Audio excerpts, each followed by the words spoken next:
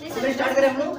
तो last time हम लोग बात कर रहे थे प्रोटीन टारगेटिंग के बारे में, और प्रोटीन टारगेटिंग में हम लोग जो बात कर रहे थे, हमने आपको बताया था स्टार्टिंग में प्रोटीन सिंथेसिस के बारे में। प्रोटीन सिंथेसिस आप सभी लोगों की हो गई है, और हमने आपको ये भी बताया था कि जो प्रोटीन सिंथेसिस होती है वो कहाँ होती है, आपका राइबोसोम में होती है। अच्छा, एक बात हम लोगों ने बात किया हुआ था कि प्रोटीन सिंथेसिस जो होती है वो राइबोसोम में होती है, और राइबोसोम को हम क्या बोलते हैं, साइट ऑफ प्रोटीन सिंथेसिस। तो राइबोसोम जो होता है आपका दो तरीके से होता है, एक हो जाएगा आपका फ्री राइबोसोम हो जाएगा, और एक क्या हो जाएगा आपका अटैच मेम्ब्रेन बाउंड राइबोसोम हो जाएगा। तो ये दोनों जो आपके राइबोसोम होते हैं, आज हमें इनके बारे में भी देखना है कि अगर फ्री राइबोसोम वाला जो है उससे प्रोटीन कहाँ कहाँ पे जाती है, और आपका जो मेम्ब्रेन बाउंड राइबोसोम है उससे प्रोटीन कहाँ कहाँ पे जाती है ना। तो हम जो कल पढ़े हुए थे थोड़ा वहां से उसको स्टार्ट करते हुए आज लास्ट तक हम लोग लेके चलेंगे, और डिटेल में बताएंगे आपको एंडोप्लाज्मिक रेटिकुलम के बारे में, ठीक है। तो चलिए हम लोग स्टार्ट करते हैं। हमने स्टार्टिंग में आपको बताया था प्रोटीन सिंथेसिस में ये क्या हो जाएगा हमारा राइबोसोम ना। अब राइबोसोम अभी आपको मैं बाद में बताऊंगा कि फ्री राइबोसोम जो होता है वो कहाँ काम करेगा, और आपका जो मेम्ब्रेन बाउंड होता है उसकी बात की बात है ना। हमने आपको बोला था ये क्या हो जाएगा आपका mRNA हो जाएगा सिंपल लैंग्वेज में, इधर से क्या बन जाएगी आपकी प्रोटीन बन जाएगी। क्लियर। अब ये जो प्रोटीन बनी हुई है हमने आपसे बोला था ये क्या हो जाएगा आपका, अभी यहाँ पे ये राइबोसोम है, ये mRNA से जस्ट अभी प्रोटीन बन रही है। प्रोटीन अभी ये कह सकते हैं कि ये टर्मिनेट नहीं हुई है ना।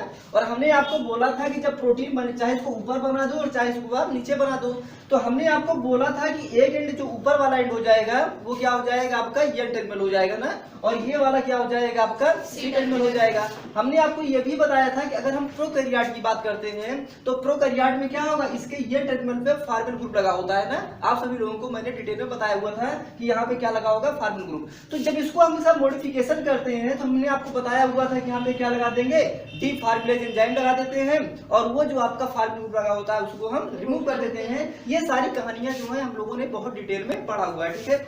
आप लोगों को वॉइस आ रही है क्या, क्लियर है ना। चलिए ठीक है ना, एकदम बेसिक समझिए, फिर एंडोप्लाज्मिक रेटिकुलम तक हम लोग डिटेल पहुंचते हैं। तो यहाँ पे कह रहे हैं कि ये हमारी जो प्रोटीन बन रही है कहाँ पे बन रही है, आपका राइबोसोम में बन रही है। तो हमने आपसे कहा कि ये जो प्रोटीन है ये क्या हो जाएगा हमारा एन टर्मिनल हो जाएगा, और इधर क्या हो जाएगा हमारा सी टर्मिनल हो जाएगा।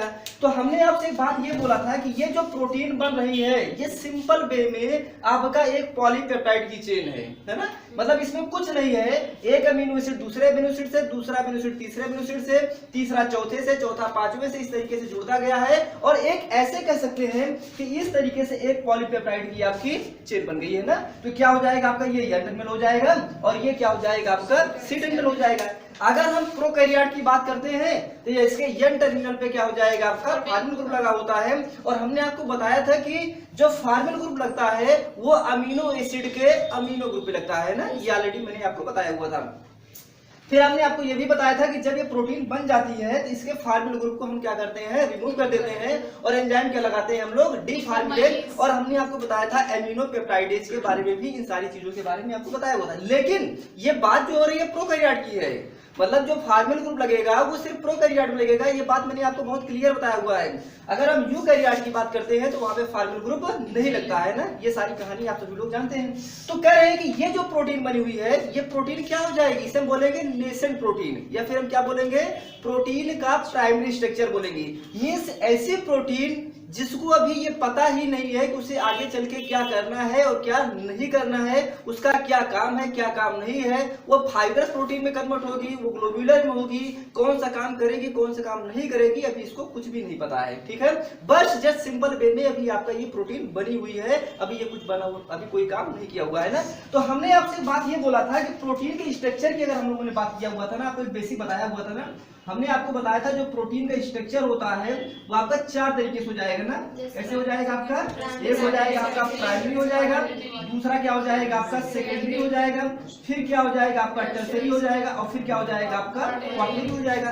तो ये जो आपका आपको बताऊंगा बहुत डिटेल में आप लोगों को बताऊंगा ना, ये तो अभी आपको एक इंट्रोडक्शन दे रहा हूँ, इसको मैं बहुत डिटेल में बताऊंगा। तो ये वाली जो प्रोटीन बनी है जस्ट राइबोसोम से जो प्रोटीन बनी हुई है ये टर्मिनल टू सी टर्मिनल, बिल्कुल देखिए आप एकदम लीनियर फॉर्म में है ना।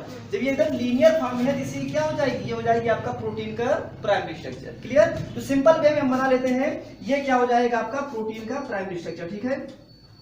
देखिए रटना मना है। अगर आप चाहेंगे कि हम प्रोटीन टारगेटिंग को रट लें तो कभी नहीं रट पाएंगे, और अगर रट भी लेंगे हो सकता है कि आप रट के क्वेश्चन भी निकाल लें, ये भी हो सकता है। लेकिन कभी भी आपको अगर रटेंगे तो प्रोटीन टारगेटिंग का कॉन्सेप्ट आपको कभी क्लियर होने वाला नहीं है।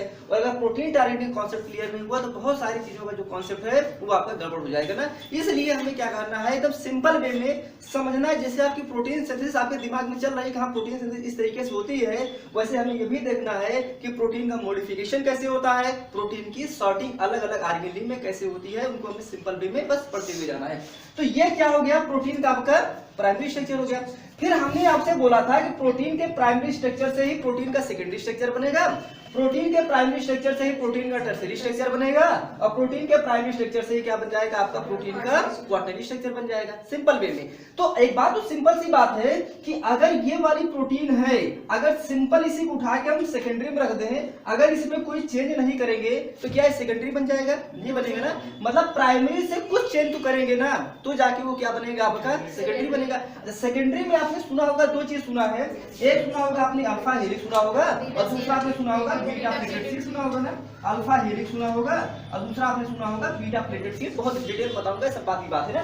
तो कह रहे हैं हेलिक्स, हेलिक्स मतलब क्या हुआ, हेलिक्स मतलब क्या हो जाएगा, सर्पेंटाइन स्ट्रक्चर। क्या हो जाएगा, सर्पेंट। हेलिक्स मतलब आपका जैसे स्नैक होता है ना, अब देखिए स्नैक जो होता है पहले क्या होता है आपका लीनियर होता है, लेकिन जब चलता है तो ऐसे ऐसे करके चलता है ना, ऐसे ऐसे करके चलता है। तो मतलब कैसे हो जाएगा आपका, ऐसे करके हो जाएगा ना, ऐसे ऐसे करके हो जाएगा, ऐसे ऐसे करके हो जाएगा ना। यही तो क्या हुआ आपका हेलिक्स हुआ ना, मतलब थोड़ा थोड़ा इसमें क्या आ रहे हैं आपके टर्न आ रहे हैं ना। तो ये एक टर्मिनल क्या हो जाएगा आपका, ये एन हो जाएगा, और ये क्या हो जाएगा आपका सी हो जाएगा। अच्छा देखिए एक बात यहाँ पे, अगर हम नेचुरली देखा जाए थोड़ा सा, तो ये देखिए अगर मान लीजिए ये क्या हो जाए हमारा, ये आपका ये टर्मिनल मान लें हम, इसको हम क्या मान लें सी टर्मिनल। देखिए आप लोग सिंपल वे में प्रोटीन की स्ट्रक्चर ये आपका हो गया, सीधे हो गया ना। अब इसको हम जब सीधे लीनियर फॉर्म में कर देंगे, अगर हम इसको सीधे लीनियर फॉर्म में कर दें, इसको हम क्या मान लें ये टर्मिनल, और इसको हम क्या मान लें सी टर्मिनल। ये वो प्रोटीन है जो जस्ट राइबोसोम में जिसकी सिंथेसिस हुई है, बिल्कुल भी इसका कोई चेंजेस नहीं हुआ है। तो अब इसको हम क्या कर सकते हैं, पकड़े ऐसे ना, पकड़ लिए और पकड़ के इसको हम ऐसे करके घुमाना स्टार्ट करें ना। इस देखो ऐसे इसको हम करके ऐसे करके घुमाना स्टार्ट कर रहे हैं ना। कैसे कर रहे हैं, राइट साइड कर रहे हैं ना। तो देखिए इसमें टर्न बन रहा है ना। जब ये टर्न बन रहा है तो ये क्या हो रहा है आपका राइट हैंडेड, क्या हो जाएगा, राइट हैंडेड अल्फा हेलिक्स हो जाएगा। क्लियर है। और अगर हम इसको छोड़ दें ऐसे करके, और अगर इसको हम लेफ्ट साइड घुमाना स्टार्ट करें तो क्या ये लेफ्ट साइड में नहीं बनेगा, ये लेफ्ट साइड में भी बनेगा। तो ये क्या हो जाएगा आपका लेफ्ट हैंडेड अल्फा हेलिक्स। तो प्राइमरी स्ट्रक्चर जो था, इस प्राइमरी स्ट्रक्चर से कुछ ना कुछ तो चेंज आया हुआ है ना। अगर प्राइमरी में बिल्कुल ये आपका लीनियर था, लेकिन सेकेंडरी में क्या बना हुआ है आपका हेलिक्स बना हुआ है। हेलिक्स मतलब क्या हो जाएगा आपका टर्न बना हुआ है, सर्पेंटाइन स्ट्रक्चर बन जाएगा। मतलब क्या हुआ, इसको हम राइट साइड भी घुमा सकते हैं तो भी आपका ये हेलिक्स बनेगा, और इसको हम राइट साइड घुमाएंगे तो क्या हो जाएगा राइट हैंडेड अल्फा हेलिक्स होगा। और अगर ये वाला अगर इसको हम घुमा देंगे, लेफ्ट साइड घुमा देंगे, ये क्या हो जाएगा आपका लेफ्ट हैंडेड अल्फा हेलिक्स हो जाएगा। तो कहने का मतलब क्या हो जाएगा, ये अल्फा हेलिक्स के दो पार्ट हो जाएंगे। ये क्या हो जाएगा आपका राइट हैंडेड अल्फा हेलिक्स, और ये क्या हो जाएगा आपका लेफ्ट हैंडेड अल्फा हेलिक्स। और वैसे अगर हम बात करते हैं तो जो राइट हैंडेड अल्फा हेलिक्स होता है एनर्जेटिकली मोर फेवरेबल होता है। मतलब जो मोस्ट ऑफ देम प्रोटीन्स होती हैं उसमें जो पार्टिसिपेट करता है वो कौन करता है आपका राइट हैंडेड अल्फा हेलिक्स करता है। वो सब बात की बात है ना। अच्छा इनके बीच में क्या हो जाएगा, हाइड्रोजन बॉन्ड लगेगा ना, इंट्राचेन हाइड्रोजन बॉन्ड लगेगा। इनके बीच में क्या क्या टर्म होता है वो सब बात की बात है जब हम लोग प्रोटीन पढ़ेंगे तब। अच्छा बीटा प्लेटेड शीट की हम लोग बात करते हैं, तो बीटा प्लेटेड शीट में हमने आपको देखा ना, जो नेट है ना, हम लोग वॉलीबॉल खेलते हैं तो वॉलीबॉल का जो नेट होता है लगभग वैसी स्ट्रक्चर किसका हो जाता है, बीटा हो जाता है। हम लोग डिटेल में बात करेंगे, बात ही बात है। लेकिन हमने आपसे बोला था कि ये जो टर्सरी और ये जो क्वाटरनरी है ना, एक बड़ी बात ये आती है, हमने आपको बोला था कि ये जो प्रोटीन है, हम प्रोटीन को क्या कर रहे हैं, मॉडिफिकेशन भी कर रहे हैं, और प्रोटीन को हम क्या कर रहे हैं, सॉर्टिंग भी कर रहे हैं ना। मतलब प्रोटीन को मॉडिफाई कर रहे हैं और प्रोटीन को हम क्या कर रहे हैं, सॉर्ट कर रहे हैं, मतलब उसको अलग अलग ऑर्गेनेल में पहुंचा रहे हैं। तो हम लोगों ने कल भी डिस्कस किया हुआ था, और हमने आपको ये कहा था कि अगर हम प्रोटीन का मॉडिफिकेशन कर रहे हैं या प्रोटीन की हम सॉर्टिंग कर रहे हैं तो क्यों कर रहे हैं, इसके पीछे कोई ना कोई मकसद होगा ना। ऐसा तो है नहीं कि बस इसको कर ही जा रहे हैं, कर ही जा रहे हैं, इसके पीछे कोई ना कोई रीजन होगा। तो मैंने आपसे बोला हुआ था कि ये जो प्रोटीन है, इस प्रोटीन को ये पता ही नहीं है कि हमें आगे चल के क्या करना है क्या नहीं करना है। ये कह सकते हैं कि अभी ये आपकी इमेच्योर प्रोटीन है। तो हमें क्या करना है, इस हर प्रोटीन का अपना फंक्शन होगा, भाई कोई प्रोटीन आपका गोल्जी में जाएगा, कोई प्रोटीन आपका माइटोकॉन्ड्रियम जाएगा, कोई प्रोटीन जो है आपका क्लोरोप्लास्ट में जाएगा, कोई प्रोटीन जो है आपका पराक्सीसोम में जाएगा। तो हर एक प्रोटीन क्या होता है, अपना अलग अलग काम होता है, नहीं होता है क्या? तो सबके क्या हो जाएंगे, आपके अलग अलग काम हो जाते हैं। तो सेम बात आपका यहाँ पे है। तो हमें अगर ये प्रोटीन का काम माइटोकॉन्ड्रिया में है, इस प्रोटीन को हमें माइटोकॉन्ड्रिया में भेजना पड़ेगा, नहीं भेजना पड़ेगा? अगर इस प्रोटीन का काम हमें क्लोरोप्लास्ट में है, इसको क्लोरोप्लास्ट में भेजना पड़ेगा, नहीं पड़ेगा? अगर इसका काम पराक्सीसोम में है तो पराक्सीसोम जानना पड़ेगा। तो कहने का मतलब अगर इसका काम माइटोकॉन्ड्रिया में है, अगर ये प्रोटीन माइटोकॉन्ड्रिया की है, इसको हम माइटोकॉन्ड्रिया में ही भेजेंगे ना। इसको अगर हम गोल्जी में भेज देंगे, इसको हम पराक्सीसोम में भेज देंगे, अगर इसको हम लाइसोसोम में भेज देंगे तो कोई मतलब निकलने वाला है क्या? कोई मतलब नहीं निकलने वाला है ना। तो मतलब उसके हमें करेक्ट डेस्टिनेशन पे भेजना है, उसके करेक्ट पोजीशन पे भेजना है कि कहां पे उसको हमें ले जाना है। एक तो बात ये हो जाएगी। वो तो उसके ले जाने के अपने अलग अलग तरीके होते हैं, अभी हम लोग बाद में देखेंगे। बड़ा मुद्दा ये है कि हम प्रोटीन का मॉडिफिकेशन क्यों करते हैं और प्रोटीन का मॉडिफिकेशन कितने तरीके से करते हैं और कैसे करेंगे, वो बात की बात है। 3 क्वेश्चन हमारे पास में रहा है कि प्रोटीन का मॉडिफिकेशन क्यों करते हैं, प्रोटीन के मॉडिफिकेशन में हम क्या क्या करते हैं, और तीसरा क्वेश्चन आ जाएगा जो प्रोटीन का मॉडिफिकेशन है उसको हम कैसे करेंगे। कैसे वाला बात की बात है। पहले हम लोग देखते हैं प्रोटीन का मॉडिफिकेशन क्यों करते हैं, है ना। ये सिंपल सी बात है। जब तक आप इस चीज को नहीं जानेंगे तब तक आपको कभी भी प्रोटीन टारगेटिंग में या प्रोटीन मॉडिफिकेशन में इंटरेस्ट आएगा ही नहीं।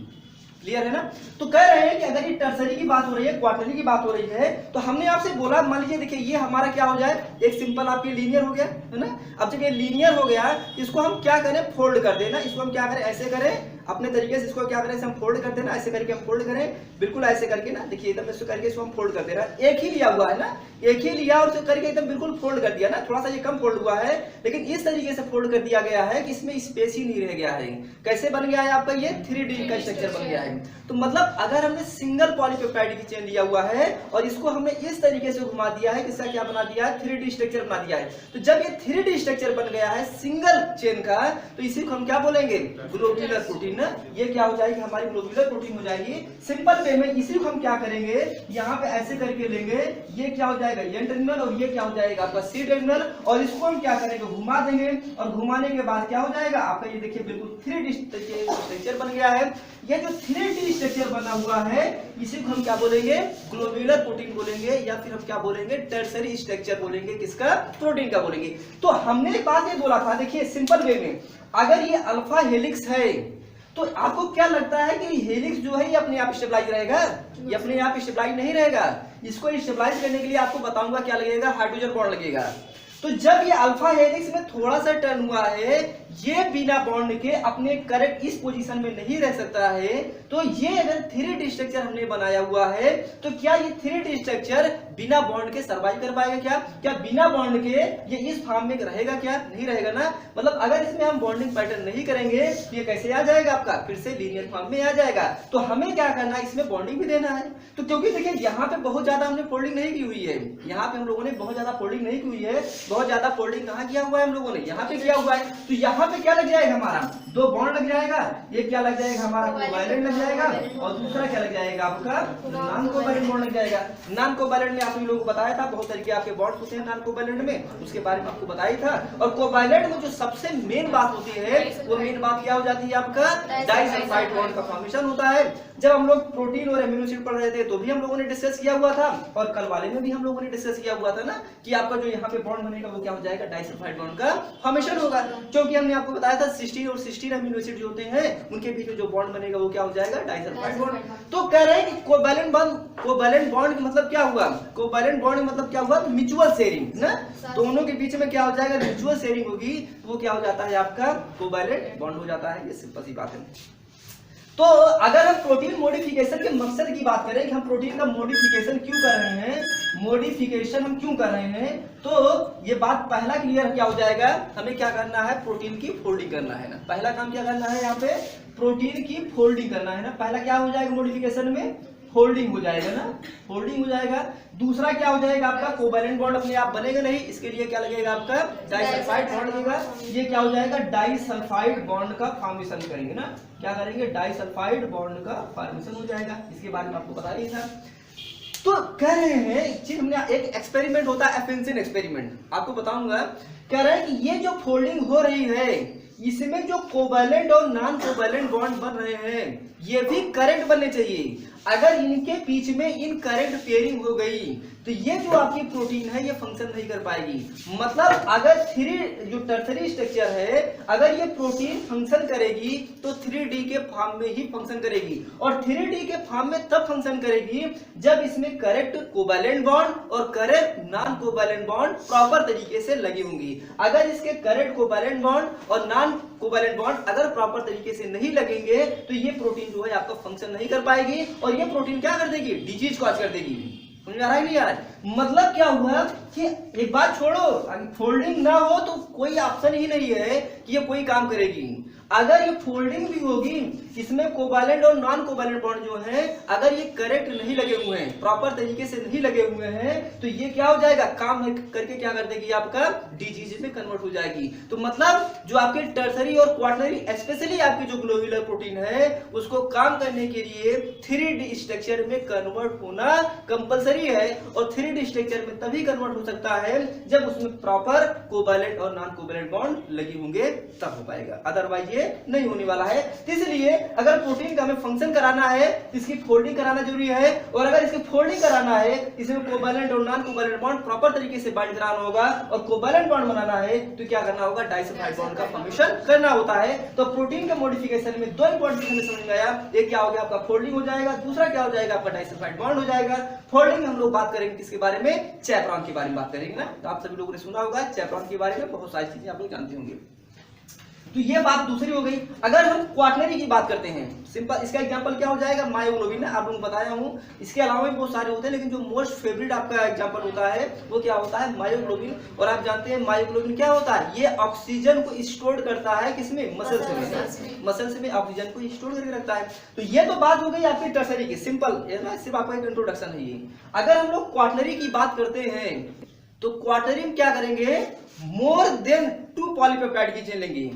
क्या लेंगे, मोर देन 2 पॉलीपेप्टाइड की ना, मतलब क्या हो जाए, मान लीजिए हमारा एक मार्कर ये हो गया, एक ये हो जाएगा और दूसरा आपका ये हो जाएगा। इसी तरीके से अगर हम एग्जांपल ले लेंगे इसका, हीमोग्लोबिन ले लेंगे, तो इसी तरीके से हम क्या ले लेंगे, 4 मार्कर ले लेंगे। कितने ले लिए, 4 मार्कर। अब ये मार्कर है, ये तो फोल्ड नहीं होने वाला है ना, होगा कि, तो इसी तरीके से हम क्या करेंगे, 4 ले लेंगे। मान लीजिए हमने 2 अल्फा ले लिया और 2 ले लिया, क्या लिया, बीटा ले लिया, है ना। अच्छा, हीमोग्लोबिन की बात होती है तो हीमोग्लोबिन जो होता है आपका एक एम्ब्रियोनिक स्टेज में होगा। जब आपका स्पर्म और एग का फ्यूजन होता है तो एम्ब्रियो बनेगा। तो जब स्पर्म और एग का फ्यूजन होता है, एम्ब्रियो बनता है, तो उस टाइम पे भी हीमोग्लोबिन बनने लगती है। तो वहां पे जो हीमोग्लोबिन बनेगी वो भी आपका 4 पॉलीपेप्टाइड की ही बनेगी। लेकिन बात ये होता है कि वहां पे जो चेन होगी वो क्या हो जाएगी, दूसरी हो जाएगी। अगर फिर जब क्या होगा, फीटल स्टेज आएगा ना, फीटल स्टेज में जब आएगा आपका 3 से 9 मंथ ना, बिफोर बर्थ।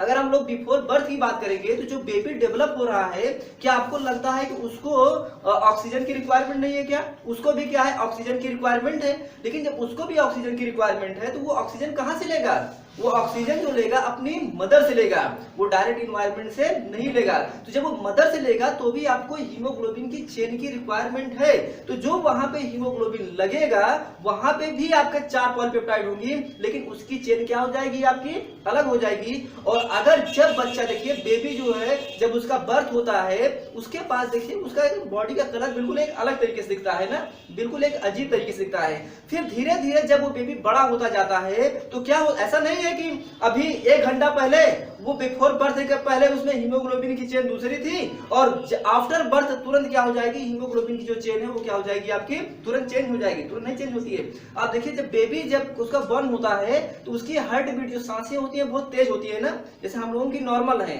लेकिन उसकी क्या होती है, बहुत तेज होती है।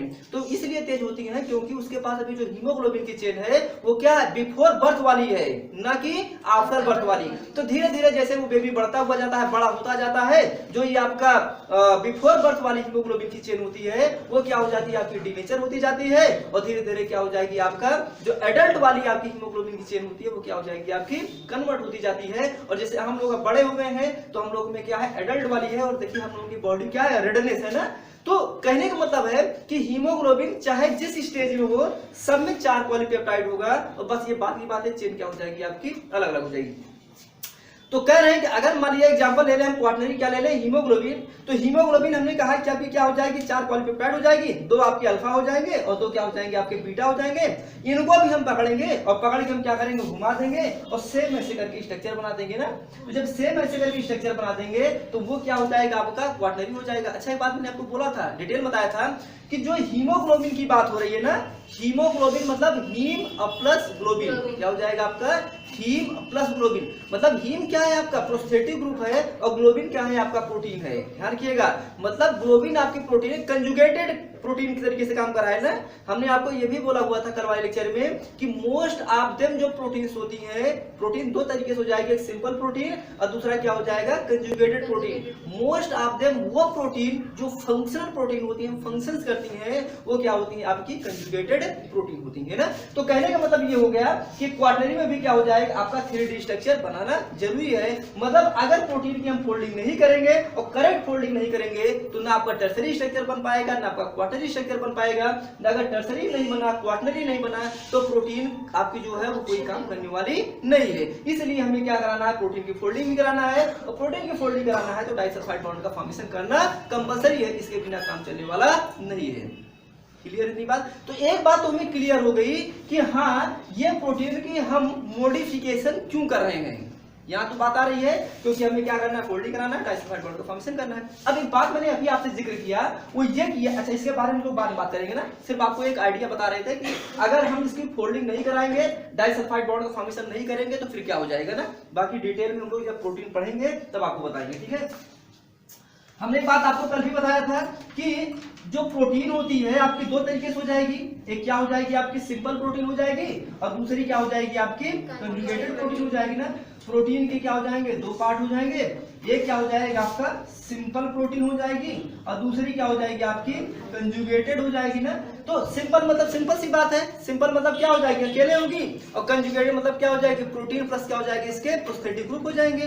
तो कह रहे हैं कि ये जो कंजुगेटेड प्रोटीन है, मोस्ट ऑफ देम प्रोटीन जो फंक्शन करती है वो क्या होती है आपकी कंजुगेटेड प्रोटीन ही होती है। और मैंने अगर मॉडिफिकेशन की केस में बात किया हुआ था तो 3 चीज बताया हुआ था आपको, प्रोटीन के साथ 3 चीज बड़े आराम से जुड़ सकते हैं, मिडल उडल की बात है। हमने आपको 2 चीज आपको बताया था, एक बताया था आपको ग्लाइकोसाइलेशन ना, क्या बताए थे ग्लाइकोसाइलेशन ना। ग्लाइकोसाइलेशन मतलब क्या हुआ, मतलब ग्लाइकोसाइलेशन के 2 पार्ट हो जाएंगे ना, हमने आपको बोला हुआ था। ये क्या हो जाएगा आपका ग्लाइकोसाइलेशन मतलब क्या हुआ, ग्लाइको मतलब ग्लाइकांस, ग्लाइकांस मतलब शुगर, मतलब प्रोटीन के साथ शुगर को जोड़ना प्रोसेस क्या हो जाएगी आपकी ग्लाइकोसाइलेशन हो जाएगी। तो मैंने कल आपको एक चीज बताया हुआ था, इंटरेस्टिंग बात बताया था कि आपका 2 टर्म आता है ना, एक क्या आता है ग्लाइकोप्रोटीन, क्या आएगा एक ग्लाइकोप्रोटीन आता है और दूसरा टर्म क्या हो जाएगा आपका प्रोटियोग्लाइकान ना, दूसरा टर्म क्या हो जाता है आपका प्रोटियोग्लाइकांस ना। इसके बारे में हम लोग कल बात कर रहे थे ना। हमने आपको बताया था ग्लाइकोप्रोटीन, ये सब हम बात कहाँ करेंगे, जब हम लोग बात करेंगे सेल जंक्शन, सेल जंक्शन में हम लोग बात करेंगे ईसीएम और कैम ना, एक्स्ट्रा सेलुलर मैट्रिक्स प्रोटीन और सेल एडिशन मॉलिक्यूल, जब हम लोग पढ़ेंगे कैडहेरिन, इंटीग्रिन ना, इन सारी चीजों के बारे में बात करेंगे। तो मतलब ईसीएम मतलब एक्स्ट्रा सेलुलर मैट्रिक्स प्रोटीन, हम लोग बात करेंगे कोलेजन की बात करेंगे ना, लैमिनिन की बात करेंगे ना, इन सारी चीजों की हम जो फाइब्रोनेक्टिन की बात करेंगे तो वहां पे इन सारी चीजों की हम लोग डिटेल में बात करेंगे ना। तो ग्लाइकोप्रोटीन और क्या हो जाएगा आपका प्रोटियोग्लाइकांस, मतलब क्या हो रहा है दोनों में, दोनों क्या है शुगर प्लस प्रोटीन है, बस वो बात की बात है, किसी में शुगर का कंसंट्रेशन ज्यादा है और किसी में प्रोटीन का कंसंट्रेशन ज्यादा है, वो सब बात की बात है, ठीक है।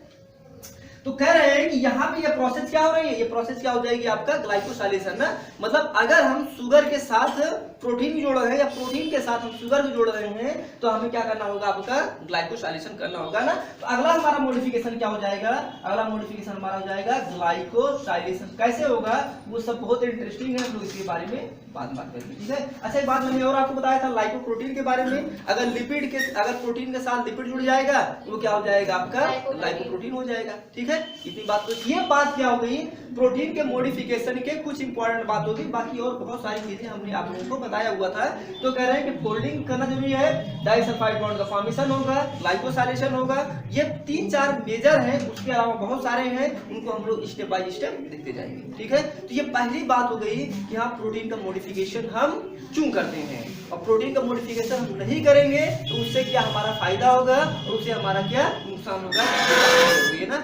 अब हमें देखना है कि प्रोटीन का मॉडिफिकेशन कैसे करते हैं, और प्रोटीन का मॉडिफिकेशन कैसे करते हैं, हाँ प्रोटीन का मॉडिफिकेशन कैसे करते हैं। उस प्रोटीन का मॉडिफिकेशन करने के लिए उससे पहले हमें जो देखना है वो ये देखना है कि हाँ इस प्रोटीन, भाई ये तो राइबोसोम में भी प्रोटीन बन रही है ना, इसको हमें कहाँ ले आना है, इंडोप्लाज्मिक रेटिकुलम लेके आना है ना। तो जब तक इसको हम इंडोप्लाज्मिक रेटिकुलम में नहीं लेके आएंगे तब तक प्रोटीन का मॉडिफिकेशन होने वाला नहीं है, ठीक है। तो ये बेसिक बात रही। इतना किसी कोई डाउट, आप लोगों को भी कोई डाउट, अगर किसी कोई डाउट हो तो बता दीजिए। डन है सबको, क्लियर है? Yes sir. क्लियर है आप लोगों को भी? अगर कोई डाउट हो तो बता दीजिएगा, ठीक है। चलिए अब हम लोग थोड़ा सा पीछे चलते हैं। अब जैसे बता रहा हूं वैसे भी सुनूंगा, ध्यान रखिएगा आप लोगों से, समझ आ रहा है ना।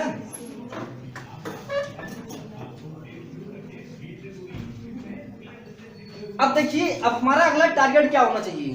पहली बात तो हम जो काम करने जा रहे थे ये क्लियर हो गया कि हम ये काम करने क्यों जा रहे हैं।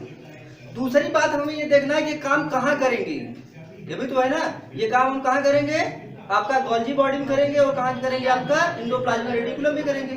सिंपल सी बात है। तो मैंने आपसे बोला था कि मान लीजिए ये बना देते हैं हम यहाँ पे, एक आपको बनाते हैं इंडोप्लाज्मिक रेटिकुलम ना। अच्छा, इंडोप्लाज्मिक रेटिकुलम में कौन सा बनाएंगे, RER या ACR? RER ना। आप लोगों को बताया ही था, बड़े समझदार हो गए हैं आप लोग, पढ़ने लगे लगता है, सही बात है ना, पढ़ने लगे हैं। अच्छा, बहुत बड़ी बात है, पढ़ने लगे, इससे अच्छी बात कोई हो ही नहीं सकती है ना। बहुत अच्छा तो नहीं बना हुआ है लेकिन काम चलाऊंगा, ठीक है। ये क्या हो जाएगा, आपका इंडोप्लाज्मिक रेटिकुलम हो जाएगा। क्या हो जाएगा, इंडोप्लाज्मिक रेटिकुलम हो जाएगा ना, सिंपल सी बात है। हमने आपको एक बात और बताया था कि जो प्रोटीन होती है, ये प्रोटीन आपका एक ये टर्मिनल हो जाएगा, दूसरा क्या हो जाएगा, आपका सी टर्मिनल हो जाएगा। मैंने आपसे कहा कि ये जो प्रोटीन है, इस प्रोटीन को कहाँ पे आना है, इंडोप्लाज्मिक रेटिकुलम पे आना है, यही बोले हुए थे ना। हमने आपको बोला था कि अगर इस प्रोटीन को इंडोप्लाज्मिक रेटिकुलम में आना है, उससे पहले हमने एक बात आपको बताया था, वो बताया था कि जो प्रोटीन का ये आपका हो रहा है, एक दो चीज बताया था ना। एक बताया था आपको कोड ट्रांसलेशनल ना, एक बताया था आपको कोड ट्रांसलेशनल ना। बना ही दे रहा हूँ थोड़ा सा, क्या बोला समझ लगा है, चलो समझा देता हूँ फिर बताता हूँ ना आपको ना। तो कह रहे हैं कि ये हमें पहला टारगेट क्या करना है कि ये जो यह टर्मिनल है और ये सी टर्मिनल है ना, यहाँ पे हम मान लेंगे यह टर्मिनल हो जाएगा और ये क्या हो जाएगा, हमारा सी टर्मिनल हो जाएगा। इसको कहाँ पे आना है, हमें इंडोप्लाज्मिक रेटिकुलम में आना है। तो जब इसको इंडोप्लाज्मिक रेटिकुलम में आना है तो क्या ये अपने आप आ जाएगा, ये अपने आप तो नहीं आने वाला है, सिंपल सी बात है भाई। इसको यहाँ से क्या करना है, यहाँ पे आना है। अब दो तरीका हमारे पास हो सकता है। एक तरीका ये हो सकता है कि हम देखिए, कुछ पढ़ना होना नहीं है, चीजों को इससे समझना है। हमारे पास तरीका क्या हो सकता है, एक तरीका ये हो सकता है कि हम इस प्रोटीन को हटा दें, इस तरीके से इसको हम अलग कर दें और अलग करके यहाँ पे लेके आए। एक तरीका ये हो सकता है हमारे पास, इस पूरे राइबोसोम जो पूरा कॉम्प्लेक्स बना हुआ है, इस पूरे कॉम्प्लेक्स को लेके आए। ये तरीका हो सकता है ना। और क्या तरीका हो सकता है, और कोई आता नहीं, क्या कोई आता नहीं, मतलब या तो इसको हम कट कर दें, टर्मिनेट कर दें, प्रोटीन को हम टर्मिनेट कर दें तो लेके आए, या तो फिर हम क्या करें, इसके साथ साथ जैसे जैसे बन रहा है वैसे वैसे क्या करें, इसको हम यहाँ पे लेते आए। तो हमने आपको दो चीज बताया था, एक बताया था कोड ट्रांसलेशनल और दूसरा बताया था आपको कोड ट्रांसलेशनल। तो यहाँ पे क्या होगा, हमने आपको बताया था कि कोड ट्रांसलेशनल होगा ना, मतलब प्रोटीन की सिंथेसिस के ड्यूरेशन में जब मॉडिफिकेशन होने लगे तो वो क्या हो जाएगा, आपका कोड ट्रांसलेशनल। तो मतलब कहने का है कि आपका ये RNA भी आएगा, ये राइबोसोम भी आएगा और ये क्या आएगा, आपका प्रोटीन भी आएगा। तो ऐसे तो नहीं आने वाला है भाई। अगर इसको हम लेके आएंगे तो क्या गारंटी है कि ये वाली प्रोटीन जो है ER पे ही आ जाए। ये प्रोटीन आपका माइटोकॉन्ड्रिया में भी जा सकती है, ये प्रोटीन आपका गोल्जी में भी जा सकता है, ये प्रोटीन और भी जगह पे जा सकता है। तो हमें और जगह पे तो नहीं ले जाना है ना, हमें कहाँ ले जाना है, हमें ले जाना है आपका इंडोप्लाज्मिक रेटिकुलम पे लेके जाना है। तो इंडोप्लाज्मिक रेटिकुलम पे ले जाना है तो हमने आपसे बोला था कि जिस जगह पे भी जाना होगा, दो जगह पे यहाँ पे क्या होती है, कंजर्व सीक्वेंस होती है ना। यहाँ पे क्या हो जाएगी, आपकी कंजर्व सीक्वेंस हो जाएगी। अब ये जो कंजर्व सीक्वेंस होगी तो मतलब इसे हम क्या बोलेंगे, सिग्नल सीक्वेंस बोलेंगे ना। अगर एन टर्मिनल पे आपकी ये कंजर्व सीक्वेंस है, ये क्या हो जाएगा, एन टर्मिनल सिग्नल सीक्वेंस। और अगर ये सी टर्मिनल पे होगी, ये क्या हो जाएगा, आपका सी टर्मिनल सिग्नल सीक्वेंस हो जाएगा ना।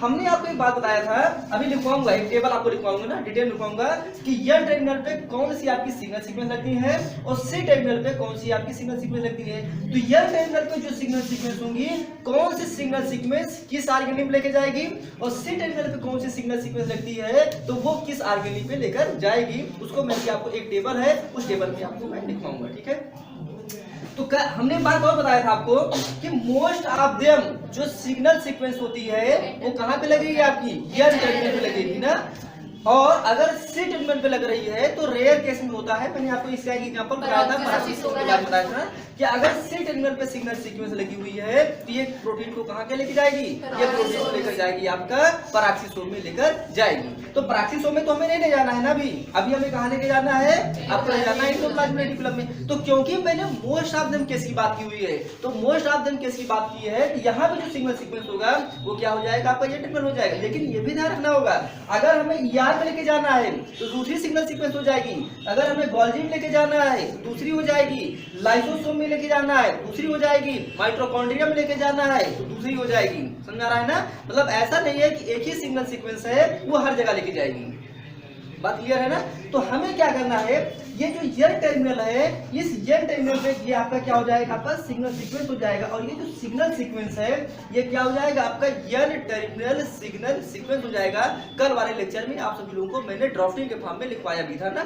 तो ये क्या हो जाएगा, आपका एन टर्मिनल आपका सिग्नल सीक्वेंस हो जाएगा। तो जो एन टर्मिनल आपका सिग्नल सीक्वेंस है, अब देखने वाली बात ये है कि इसको रिकॉग्नाइज कौन करेगा, इसको रिकॉग्नाइज करेगा सिग्नल रिकॉग्निशन पार्टिकल ना। भाई कोई न कोई ऐसी प्रोटीन तो आएगी जो इसको रिकॉग्नाइज करेगी। कैसे हमें पता चलेगा कि ये वाली वही वाली आपकी सीक्वेंस है जिसको एंडोप्लाज्मिक रेटिकुलम में लेके जाना है। कोई जादू तो है नहीं हमारे पास। इसके लिए क्या लगेगा, आपका एक स्कैनर के तरीके से काम करेगी। कैसे काम करेगी, एक स्कैनर तरीके से काम करेगी। मतलब क्या हो जाएगा, यहाँ पे एक प्रोटीन आके लग जाएगी ना, ऐसे करके। इस प्रोटीन का नाम क्या हो जाएगा, आपका SRP ना। मतलब क्या हो जाएगा, SRP सिग्नल रिकॉग्निशन पार्टिकल हो जाएगा। क्लियर। अब क्या करेगा, दूसरा एक काम और करेगा। हमने आपको बोला था ये जो SRP है ये क्या करेगा, एक्ट एज ए कैरियर के तरीके से भी काम करेगा। तो कैरियर तरीके से जब ये काम करेगा तो मतलब क्या करेगा, ये न सिर्फ यहाँ पे इसको रिकॉग्नाइज करेगा, ये क्या करेगा, पूरे कॉम्प्लेक्स को लेकर कहाँ पे लेके आएगा, यहाँ पे लेके आएगा ना। तो ये वाला पूरा आएगा और कहाँ पहुंच जाएगा, ये इस तरीके से यहाँ पहुंच जाएगा ना। यहाँ का हो जाएगा राइबोसोम हो जाएगा, ये क्या हो जाएगा आपका, तो आपका हो जाएगा mRNA हो जाएगा, और ये क्या हो जाएगी, आपकी प्रोटीन हो जाएगी। ऐसे करके प्रोटीन हो जाएगी, और यहाँ पे क्या हो जाएगा, ये वाला पोर्शन जो है यहाँ पे आपका सिग्नल सीक्वेंस हो जाएगा। केडियल ओडियल के बारे में भी आपको बताऊंगा, ठीक है। इधर क्या हो जाएगा आपका, ये SRP हो जाएगा ना। ये क्या हो गया आपका, SRP हो गया। अब जब ये SRP यहाँ पे आ गया है तो हमने आपको एक बात बताया हुआ था कि ये तो आपकी मेम्ब्रेन है ना, ये एंडोप्लाज्मिक रेटिकुलम की मेम्ब्रेन है। तो इसको तो प्रोटीन को तुम्हें अंदर भी लेके जाना है ना, इस प्रोटीन को अंदर लेके जाना है। तो SRP को रिसीव करने वाला भी कोई चाहिए ना। तो यहाँ पे क्या लगा होता है, ये वाला जो पोर्शन है और ये वाला जो पोर्शन है, इसे हम क्या बोलेंगे, इसे हम बोलेंगे SRP रिसेप्टर बोलेंगे।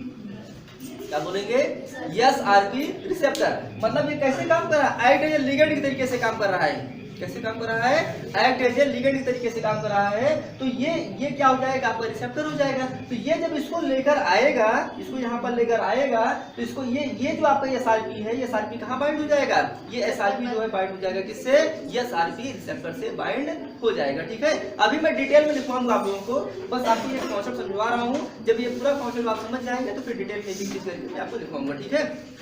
अब यहाँ पे जब बात आ गई है तो फिर क्या होगा, ये पूरी चीजें क्या होंगी, अब प्रोटीन जो है क्या करेगी, अंदर आएगी। ठीक है।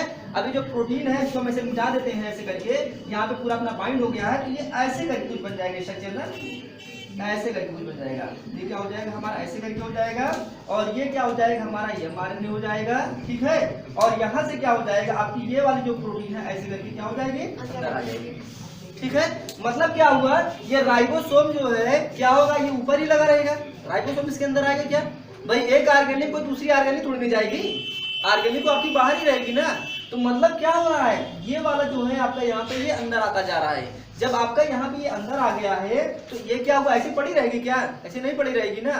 तो इसको हमें क्या करना है, यहाँ पे हम क्या लगा देंगे, सिग्नल पेप्टाइडेज लगा देंगे, और सिग्नल पेप्टाइडेज लगाने के बाद ये क्या है, इसको कट कर देगा और ये प्रोटीन जो है आपका यहाँ पे इस तरीके से करके अंदर आ जाएगी। और जब यहाँ पे अंदर आएगी तो आपका अलग अलग तरीके से मॉडिफिकेशन होगा। मॉडिफिकेशन कैसे होगा वो हम लोग बाद में देखेंगे।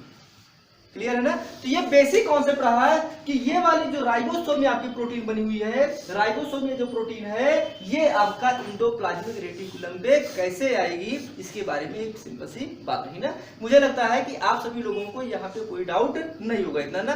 तो प्रोटीन का मॉडिफिकेशन क्यों करते हैं, सबको क्लियर, आप लोगों को भी क्लियर हो गया है। और प्रोटीन के मॉडिफिकेशन के लिए कैसे इस राइबोसोम की प्रोटीन को एंडोप्लाज्मिक रेटिकुलम पे लेके आएंगे, मुझे लगता है ये बात भी सबको क्लियर हो गई है सिंपल में। ठीक है, अगर किसी को कोई डाउट हो तो पूछ लीजिए। कोई डाउट, आप लोगों को भी कोई डाउट हो तो पूछ लीजिएगा। ठीक है, चलिए अब एक बात मैं आपको और बताने वाला था, कल बताया था, थोड़ा सा बेसिक चीज बता देता हूँ, फिर आपको बताता हूँ राइबोसोम के बारे में। ठीक है,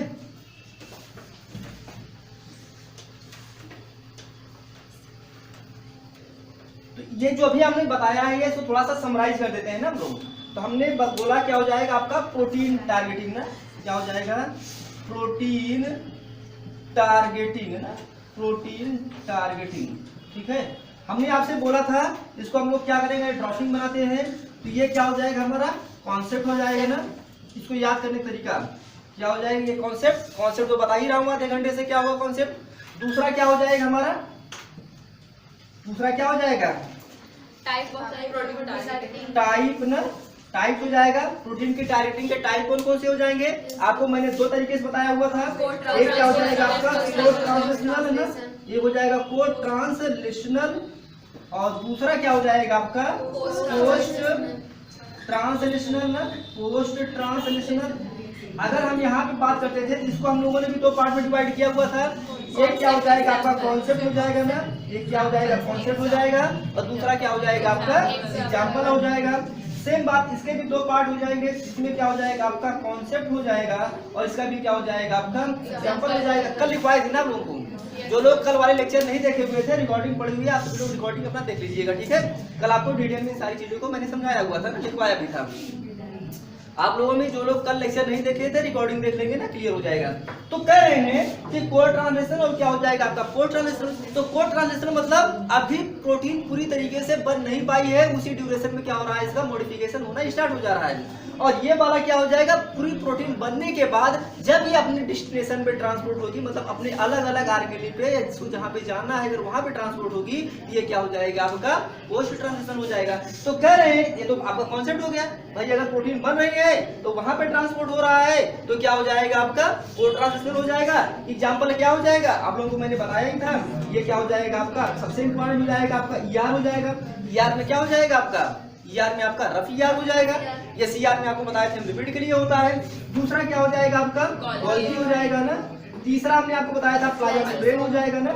और चौथा क्या हो जाएगा आपका लाइसोसोम हो जाएगा। चौथा क्या हो जाएगा आपका लाइसोसोम हो जाएगा। ये आपके क्या हो जाएंगे कोड ट्रांसलेशन में। अच्छा लाइसोसोम क्या होता है, आप सभी लोग जानते हैं ना, लाइसोसोम का जो पीएच होता है वो एसिडिक पीएच होता है। लाइसोसोम जनरली उसी के लिए होता है जैसे किसी भी मॉलिक्यूल हमें क्या करना होता है, डिग्रेड करना होता है, तो लाइसोसोम वहां पे काम करता है। इसका एक बड़ा कॉन्सेप्ट है ना, प्रोटॉन ना, प्रोटॉन एटीपीएच हम देते हैं, और प्रोटॉन एटीपीएच देके लगातार जो लाइसोसोम होता है, लाइसोसोम का जो कंसंट्रेशन है, जो पीएच है, एसिडिक पीएच है, उसको हम लगातार मेंटेन करके रखते हैं। कब प्रोटॉन एटीपीएच देंगे जब हम लोग लाइसोसोम पढ़ेंगे। अच्छा उसकी भी टारगेटिंग है, हमें हर एक ऑर्गेनिक टारगेटिंग पढ़ना है, हर एक ऑर्गेनिक टारगेटिंग पढ़ना है। लेकिन जब ये सारी आइडिया आपके माइंड में आ जाएगी तो उसकी टारगेटिंग पढ़ना आपके लिए बहुत ही इजी हो जाएगा। ठीक है, तो अच्छा ये वाला क्या हो जाएगा आपका पोस्ट ट्रांसलेशन में प्रोटीन टारगेटिंग के बाद फिर क्या हो जाएगा आपका ऐसे माइटोकॉन्ड्रिया हो जाएगा ना। एग्जांपल क्या हो जाएगा आपका यहाँ पे माइटोकॉन्ड्रिया हो जाएगा ना, क्लोरोप्लास्ट हो जाएगा। बहुत सारे अपने जो रिमेनिंग बच रहे हैं वो सब कहाँ हो जाएंगे आपके पोस्ट ट्रांसलेशनल मॉडिफिकेशन के बाद हो जाएंगे। ठीक है, अच्छा रिक्वायरमेंट की बात हम लोगों ने बात किया हुआ था, यहाँ पे क्या हो जाएगा अगला रिक्वायरमेंट ना। रिक्वायरमेंट में क्या हो जाएगा आपके 3 सीक्वेंस हो जाएंगे। पहला क्या हो जाएगा आपका सिग्नल सीक्वेंस हो जाएगा, बिना सिग्नल सीक्वेंस के तो आपका होने वाला है नहीं ना। क्या हो जाएगा आपका सिग्नल सीक्वेंस, अभी मैं आपको इसको लिखवा रहा हूँ अलग अलग सिग्नल सीक्वेंस के बारे में। और इधर क्या हो जाएगा सिग्नल ना, सिग्नल सीक्वेंस रिसेप्टर ना, क्या हो जाएगा, सिग्नल सीक्वेंस रिसेप्टर हो जाएगा। अभी हम लोग यहाँ पे एग्जांपल लेके बात ही कर रहे थे ना। और तीसरी क्या हो जाएगी आपका, प्रोटीन फोल्डिंग हो जाएगी ना। और प्रोटीन फोल्डिंग के लिए क्या लगता है आपका, प्रोटीन फोल्डिंग के लिए आपका लगता है चैपरॉन लगता है ना। ये सारी चीजें आपको कल वाले लेक्चर में मैंने बहुत अच्छे से डिटेल में बताया हुआ था ना। बस आपको सिर्फ एक रिमाइंड करवा रहा हूँ ना, जो पीछे वाला है उसको रिमाइंड करवा रहा हूँ, क्योंकि देखिए ये आपका प्रोटीन टारगेटिंग ऐसा चैप्टर है, पूरा लिंक करके है। आप इसको एक अलग अलग आर्गेनली वाई नहीं पढ़ सकते हैं ना, कि चलो ठीक है आज मेंडोप्लाज्म रेटिकुलम पढ़ लें, इसको आज हम माइटोकॉन्ड्रिया पढ़ लेंगे, नहीं, चीजों क्या है अपना एक लिंक है। जब तक आप चीजों को लिंक नहीं समझ पाएंगे तब तक चीजें नहीं हो पाएगी ना। तो जैसे सन आता है ना, तो सन आता है तो पूरी अपने लाइट को फैलाता है ना हर जगह पे। सेम चीज आपका यहाँ पे है, यहाँ से राइबोसोम से प्रोटीन निकलेगी तो अलग अलग आर्गेनली फैलेगी, समझ रहे ना। अलग अलग आर्गेनली हमें जानना है कि कैसे कैसे किस किस आर्गेनली पे जाएगी ना। अगर हम आर्गेनली वाइज याद करेंगे, अगर हम याद करेंगे तो फिर याद करने के तो भाई कोई बात ही नहीं है ना। याद नहीं करना है आपको, सिंपल वे में आपको मैं समझाता हूँ कि चीजों को आपको समझना है। एक बार आपके कॉन्सेप्ट माइंड में फीड हो गया है तो फिर जिंदगी में कभी भूलेगा ही नहीं, ठीक है। तो आपको क्या करना है, कॉन्सेप्ट को फीड करना है, ना कि हमें क्या करना है, चीजों को रखना है। क्लियर है इतनी बात सबको।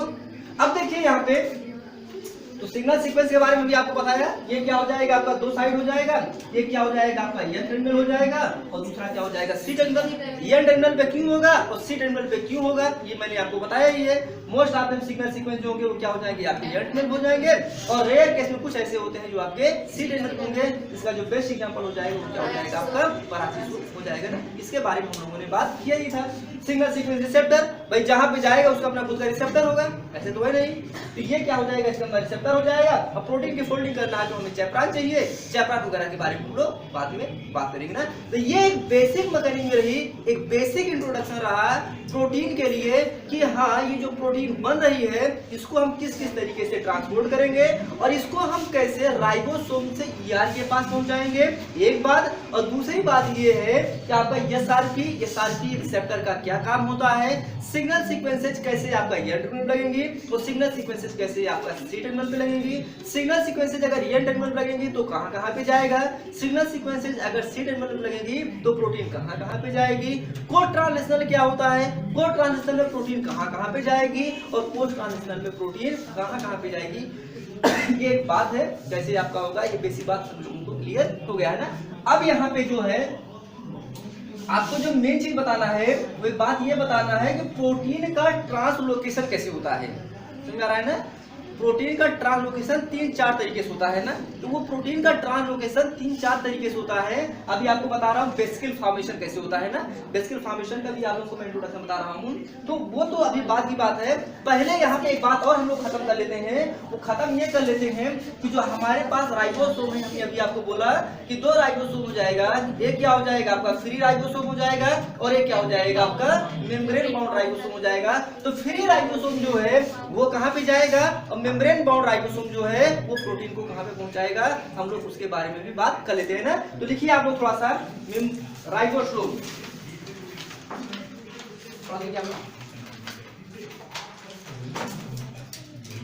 दो बना लीजिए। एक साइड आप बना लीजिए फ्री राइबोसोम इन साइटोसोल ना, एक साइड आप बनाइए फ्री राइबोसोम इन साइटोसोल। रख कर दो इसे, रख कर दो। सबका हो गया है ना, आप लोगों का भी हो गया है क्या? अगर आप लोगों का भी हो गया हो तो रख कर दूं, ठीक है। चलिए यहाँ तक कोई डाउट तो नहीं? थोड़ा सा स्पीड में पढ़ा रहा हूँ क्या, स्पीड में पढ़ा रहा हूँ?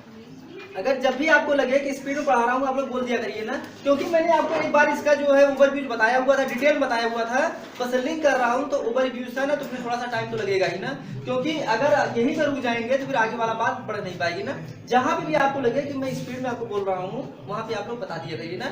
वैसे भी चाहे मैं जितना स्पीड में बोलूँ ऐसी कोई बात नहीं जो आपको ना समझ जाए, ठीक है। चलिए हम लोग बात करते हैं राइबोसोम की, हम लोग बात करेंगे। तो राइबोसोम में क्या हो जाएगा, 2 हो जाएगा ना।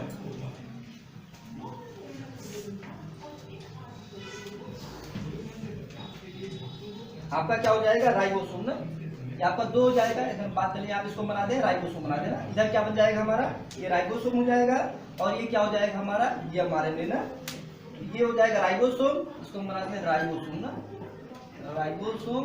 और इसके हम लोग 2 पार्ट कर देंगे ना। क्या कर देंगे, इसके हम 2 पार्ट कर देंगे। एक क्या हो जाएगा आपका, लिख लीजिए फ्री राइबोसोम इन साइटोसोल। क्या हो जाएगा आपका, एक फ्री राइबोसोम ना, क्या हो जाएगा, फ्री राइबोसोम, फ्री राइबोसोम इन साइटोसोल ना, साइटोसोल। और ये क्या हो जाएगा आपका, मेम्ब्रेन, मेम्ब्रेन बाउंड राइबोसोम ना, मेम्ब्रेन बाउंड राइबोसोम। ठीक है, अब इसमें लिखिए आप लोग, आपका जो ये वाला होता है ना, ये वाला, ये कहाँ पे जाएगा ना, ये कहाँ पे जाएगा, थोड़ा सा आपको इसको याद करना होगा। ठीक है, क्योंकि ये बिना याद के काम चलेगा। ये कहाँ जाएगा आपका, न्यूक्लियस में ना।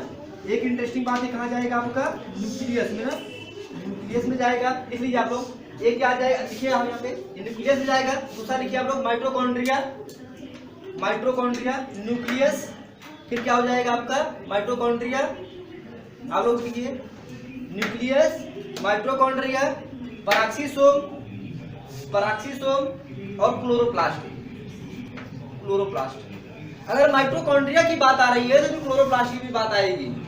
ठीक है, एक बात तो आपको क्लियर होना चाहिए। तो यहाँ पे क्या हो जाएगा, न्यूक्लियस, पैराक्सीसोम, माइटोकॉन्ड्रिया और क्या हो जाएगा आपका, क्लोरोप्लास्ट। ये किसके लिए हो जाएगा, फ्री राइबोसोम के लिए हो जाएगा ना। और दूसरा लिखिए आप सभी लोग, यहाँ पे लिखिए, दूसरा वाला लिखिए, यहाँ पे न्यूक्लियर मेम्ब्रेन, यहाँ पे लिखिए, इसको भी ऐसे बना दीजिए, ऐसे करके ऐसे करके ऐसे करके सब बना दिए ब्रांच। ठीक है, ऐसे बना दीजिए। पहले लिखिए आप लोग, न्यूक्लियर मेम्ब्रेन, न्यूक्लियर मेम्ब्रेन। उसके बाद क्या हो जाएगा आपका, plasma membrane, nuclear membrane, plasma membrane,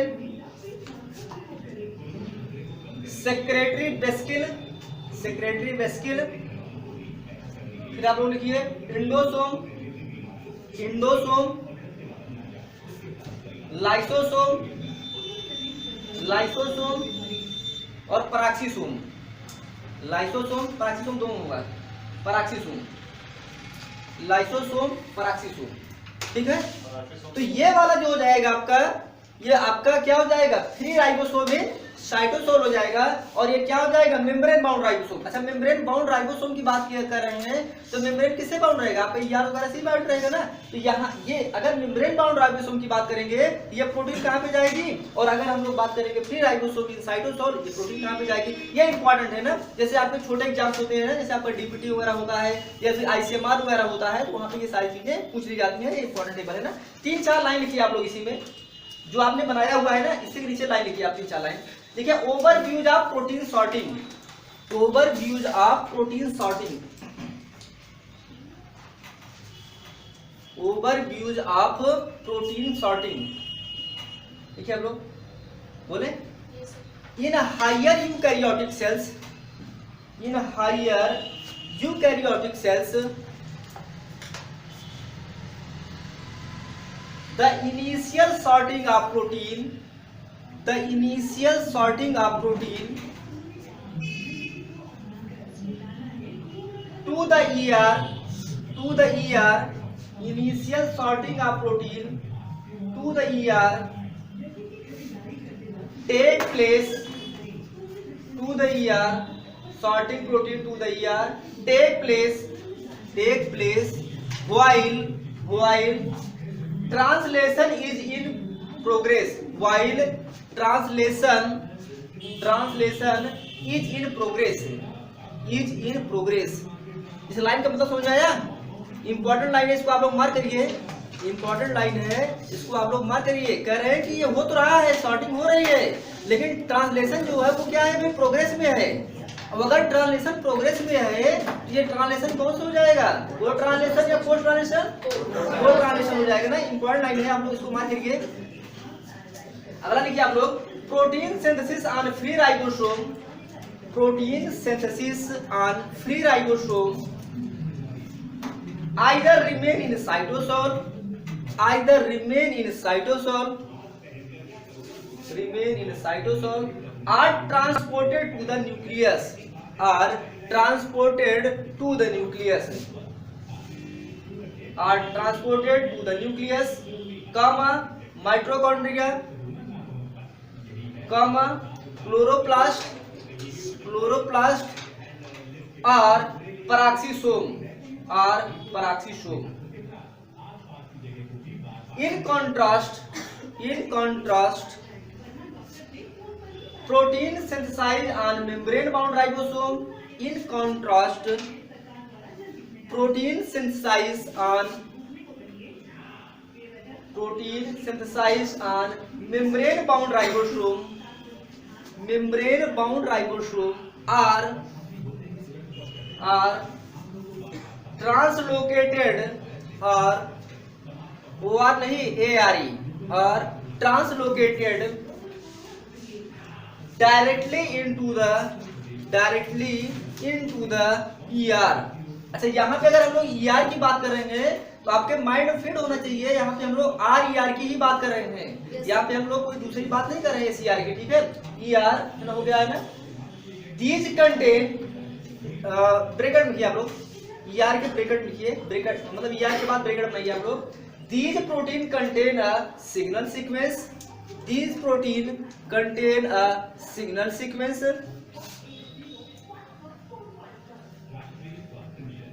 which is cleaved during translocation.